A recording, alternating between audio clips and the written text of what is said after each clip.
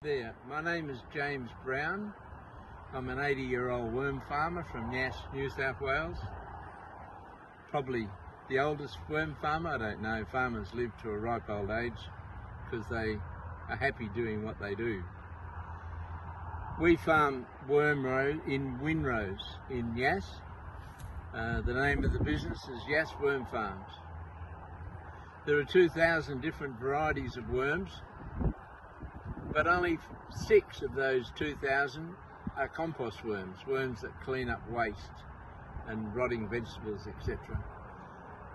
They've been the clean-up crew for millions of years, and like anything else, any food waste, or we mainly use coffee grounds for our food for these worms. You can see the windrows behind me. They're about 22 metres long and about 3 metres high and about 3 metres wide and 1.5 metres high. There's about 50 tonne in each windrow. We seed the windrows with about 20 kilos of worms. We buy the worms from a lovely lady down the road called Margaret Schofield, and she's been doing worms, well, she's 84 now, so she's been doing the worms for 50 years. We don't actually sell the worms, we sell the juice.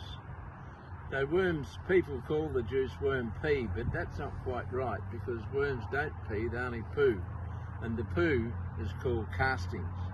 In America, mostly the business with worm farming is to do with selling the worms to rubbish tips and people like that to process waste, or to produce castings for fertilisers. They call it black gold. It's really rich and excellent fertiliser. We produce the juice, which is a bit of an Australian thing, the juice. The way it's done is the worms populate the windrows in good conditions with good food and good temperature and good water. They'll double their population in every 6 weeks. So you can imagine, we seed these windrows with 20 kilos of worms, and then it goes 20, 40, 80, 120, 240. Pretty quickly you end up with millions of worms in there working away. Worms operate on the surface, they're surface feeders. In the olden times, like millions of years ago, they'd feed on the forest waste, the leaf and stuff on the top. The same here. Our windrows are quite high. Normally they're not, but because they're high, the worms can retreat from any heat. Because once you put food on, like coffee grounds we use, it heats. As it decays, it causes heat. Worms don't actually chew on a piece of straw, they chew on the bacteria. It's with the possible exception of coffee grounds, because I've been told by a friend of mine in Minneapolis in America, who only feeds these worms coffee ground like we do, that they can actually eat the grounds because they're small enough. Anyway, we've developed the juice. The juice, if you have the perfect situation in a worm bed like ours, you actually don't produce any juice.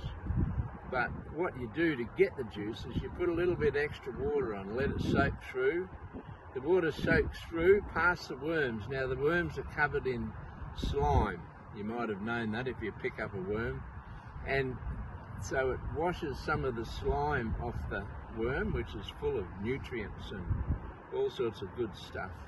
And then that water then goes into the castings that the worm has created, the worm poo. And it seeps through there, and if you just put a little bit extra moisture in than that's needed, you'll get a yield. One of these windrows will yield about 500 litres or nearly 1,000 litres a week. We've developed a way of enhancing the worm juice we produce by cutting down on the lactic acid bacteria in the juice. Normally it gets quite high. When we started, it was 96% lactic acid bacteria.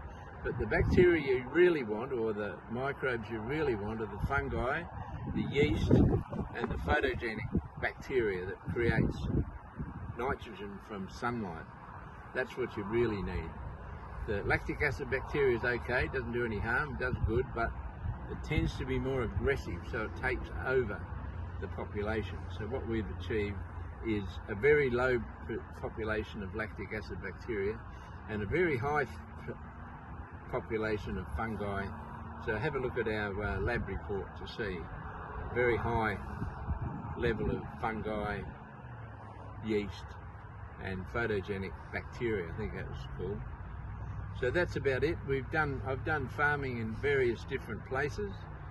This is the latest and it's the most interesting. Anyway, if you'd like some more information, more detailed information, please have a look at the longer video. Thanks very much.